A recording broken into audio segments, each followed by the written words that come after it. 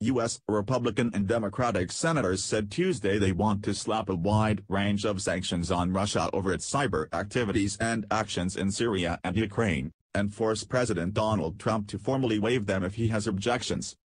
10 senators, Republicans John McCain, Lindsey Graham, Marco Rubio, Ben Sasse and Rob Portman, and Democrats Ben Cardin, Robert Menendez, Jeanne Shaheen, Amy Klobuchar and Richard Urban, introduced the legislation and said they hope to add more sponsors and push Senate leaders to allow a vote.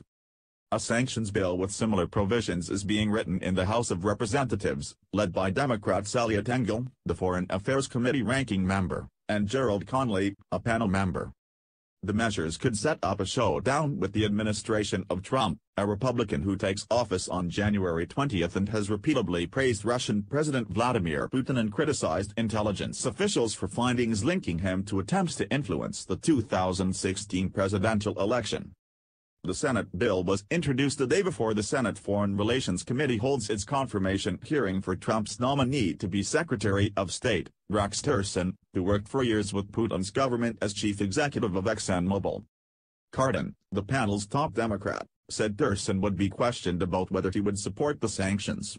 "This is about protecting the security of America," he told a news conference.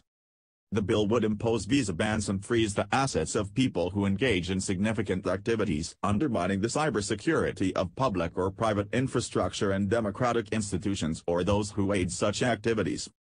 It would also impose sanctions on those who engage with the Russian defense or intelligence sectors, which could affect international companies doing business with Russia.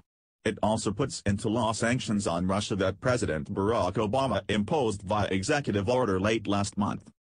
Anger over election.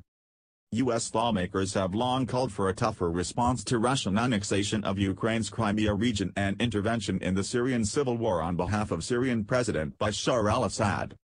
Their impatience has increased since intelligence agencies released a report Friday saying Putin ordered a campaign to try to sway the 2016 U.S. election in Trump's favor. "We have to respond to Vladimir Putin's behavior, and if we don't, he will continue unchecked," McCain said. The bill also sets new sanctions over Ukraine and Syria, including putting into law 4 executive orders from the Obama administration sanctioning Russia over its actions in Ukraine.